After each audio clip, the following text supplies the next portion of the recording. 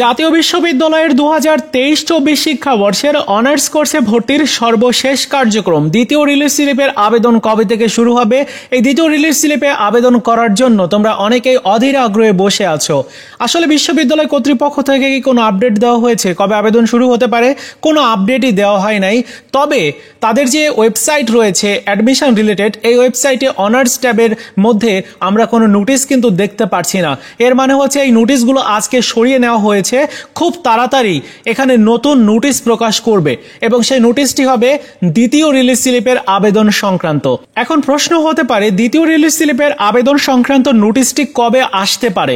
দেখো, যেহেতু আজকে বৃহস্পতিবার, আজকে যেহেতু নোটিশগুলো সরিয়ে নেওয়া হয়েছে, আগামীকাল শুক্রবার, শনিবার 2 দিন সাপ্তাহিক বন্ধ, আগামী রবিবার অর্থাৎ 29 জুলাই অথবা 30 জুলাই অথবা 31 জুলাই এই 3 দিনে তোমাদের দ্বিতীয় রিলিজ স্লিপের যে আবেদন সংক্রান্ত নোটিশ সেটি প্রকাশ করার প্রবল সম্ভাবনা রয়েছে।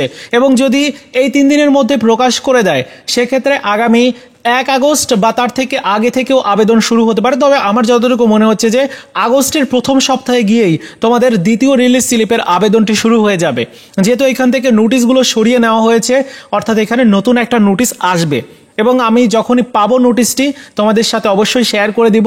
দ্বিতীয় রিলিজ স্লিপে আবেদন করার কিন্তু বেশ কয়েকটি শর্ত রয়েছে। সেই শর্তগুলো অনুযায়ী যারা যোগ্য শিক্ষার্থী তারাই কিন্তু আবেদন করতে পারবে। তো আমি এই শর্তগুলো নিয়ে আলাদা আরেকটি ভিডিওতে আলোচনা করব। তবে দ্বিতীয় রিলিজ স্লিপে তোমরা কিন্তু 5টি কলেজে আবেদন করতে পারবে।